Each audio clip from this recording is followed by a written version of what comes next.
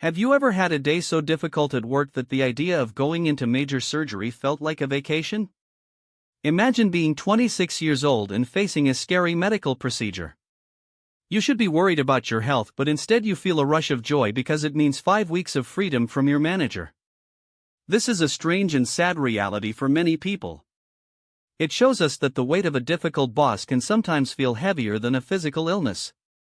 We spend a huge part of our lives at work, and the person who leads us has a massive impact on our mental health.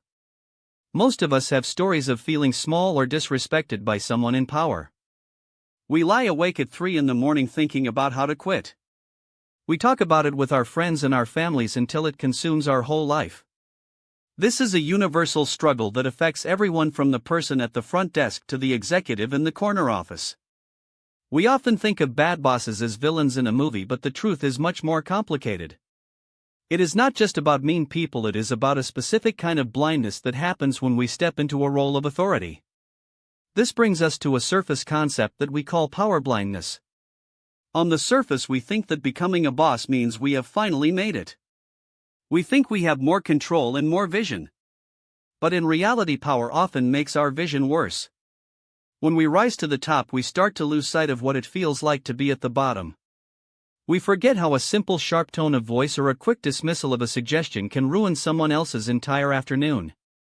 We live in a bubble where people start to agree with us just because of our title. They laugh at our jokes even when they are not funny, and they stop telling us the truth when we make a mistake. This creates a fake reality where we think we are doing a great job while our team is actually suffering in silence. It is a trap that is very easy to fall into because it feels comfortable to be surrounded by people who do not challenge us. Beneath this surface lies a hidden assumption that we all carry. We assume that we are the good ones. We tell ourselves that we are kind and fair and that we would never be the kind of person who makes an employee cry. We believe that bad bosses are other people, not us. But this assumption is dangerous because it prevents us from seeing our own spikes. We often wear armor to protect ourselves in the world. This armor might be a professional title or a tough personality. We use it to survive difficult situations or to prove our worth in a world that might not always respect us. For some, that armor is built from years of being told they do not belong. For others, it is built from a fear of looking weak. We assume this armor is only protecting us, but we forget that armor often has sharp edges. While we feel safe inside, the people trying to get close to us are getting poked by the spikes. We think we are being strong, but our employees might see us as intimidating or arrogant. This hidden armor creates a wall that stops honest feedback from reaching us. This reveals a structural pattern in our workplaces.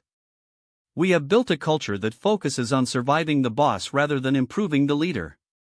The structure is one where the person at the top holds all the information and the person at the bottom holds all the stress. It is a cycle that repeats itself over and over.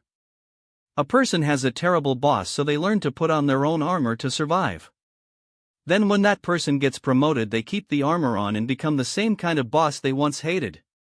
It is a structural loop of disconnection. When a leader is disconnected, the whole organization suffers. Brilliant ideas stay hidden because people are too afraid to speak up. Productivity drops because people are spending their energy on anxiety instead of creativity. This pattern can only be broken if we change how we view the responsibility of power. We have to see power not as a prize to be won, but as an ethical obligation to stay connected to the people we lead. To break this cycle, we must reframe our perspective on vulnerability. We usually think that a leader must be perfect and always have the answer. We think showing emotion or admitting a mistake is a sign of failure. But we need to reframe vulnerability as a tool for leadership. Taking off the armor is not a sign of weakness, it is a sign of courage. It allows you to actually see your team, and more importantly, it allows them to see you as a human being. When an employee comes to you with tears in their eyes, they are giving you a gift. They are showing you the truth of your impact. Instead of building a fortress of solitude in your office to protect your ego, you have to be willing to feel the punch of shame and own it. This shift in perspective turns the boss into a partner and the workplace into a space of shared trust. Applying this to our daily lives starts with a very honest look in the mirror. We are not talking about a small mirror for a quick check, but a giant mirror that shows our whole self. We have to ask ourselves three difficult questions. First, what kind of armor am I wearing right now? Maybe you use humor to avoid serious topics, or maybe you use your busy schedule to avoid listening to people. Ask what that armor is costing you. It might be protecting your feelings, but it is likely costing you a real connection with your team. Second, you must ask what people are afraid to tell you. Since people naturally hide the truth from power, you have to look for the things they are not saying. Are they afraid to disagree with your ideas, or are they afraid to tell you that you are playing favorites? Finally, the most important step is to ask what you are going to do differently. Reflection is useless without action. It might mean carving out time for lunch with the people you usually ignore, or showing up to observe the work they are proud of. It means getting to know your team as full human beings with their own dreams and challenges. This deepening of the relationship is where true leadership begins. It is not about being a perfect person, but about being a present person. When we take the time to recognize the effort of others and give them meaningful feedback, we are building a bridge over the gap created by power. This is how we move from a culture of survival to a culture of flourishing. We all have the power to stop the cycle of the wretched boss. It does not require a special degree or a massive budget. It only requires the bravery to be uncomfortable.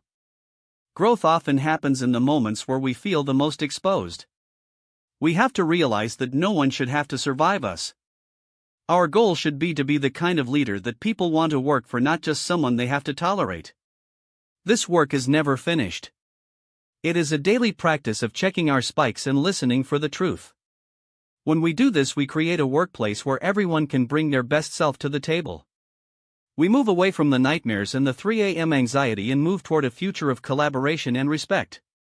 It is about realizing that while power is a heavy weight, it can also be a powerful tool for good if we are willing to carry it with open hands. If you were to ask your team or your family for the one thing they are most afraid to tell you right now, would you have the courage to listen without putting your armor back on?